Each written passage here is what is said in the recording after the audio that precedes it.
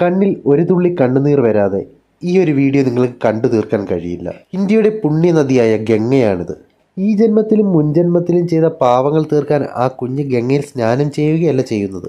ഒരു നേരത്തെ അന്നത്തിന് വേണ്ടി, അല്ലെങ്കിൽ അവൻ്റെ മാതാപിതാക്കൾക്ക് ഒരു കൈത്താങ്ങാവാൻ, ചിലപ്പോൾ അവൻ്റെ വീട്ടിലെ ദാരിദ്ര്യം തീർക്കാൻ, അതിനുവേണ്ടിയാവാം അവൻ്റെ ജീവൻ പണയം വെച്ച് ആ ഒഴുകുന്ന നദിയിലെടുത്ത് ചാടിയത്. ചിലർ പറയും അവൻ്റെ നാടാണ്, അവൻ്റെ നദിയാണ് എന്നൊക്കെ. പക്ഷേ കൈയൊന്ന് കുഴഞ്ഞാൽ, കാലൊന്ന് കുഴഞ്ഞാൽ മതി ആ കുഞ്ഞിന്റെ ജീവൻ അവിടെ അവസാനിക്കാൻ. അവന്റെ ദാരിദ്ര്യമാണ് അവനെ കൊണ്ട് അത് ചെയ്യിപ്പിക്കുന്നത്. നമ്മൾ ഉണ്ടും ഉറങ്ങിയും ഒക്കെ ജീവിക്കുമ്പോൾ ഇതുപോലെ ഒരു നേരത്തെ അന്നത്തിന് വേണ്ടി, അല്ലെങ്കിൽ ഒരു രൂപ തുട്ടിനു വേണ്ടി ജീവൻ പണയം വെക്കുന്ന, അല്ലെങ്കിൽ മറ്റൊരാളുടെ മുമ്പിൽ കൈനീട്ടി യാചിക്കുന്ന ഒരുപാട് കുരുന്നുകൾ ഈ ലോകത്തുണ്ട്, അല്ലെങ്കിൽ ഈ ഇന്ത്യയിലുണ്ട്, അല്ലെങ്കിൽ ഈ കേരളത്തിലുണ്ട്. ഇതിനെല്ലാം കാരണം ആരാണ്? നിങ്ങൾ ചിന്തിച്ചിട്ടുണ്ടോ? സ്വാതന്ത്ര്യം കിട്ടിയിട്ട് ഇത്രയും വർഷങ്ങളായിട്ടും എന്തുകൊണ്ട് ഇന്ത്യയിലെ ദാരിദ്ര്യം മാത്രം മാറുന്നില്ല?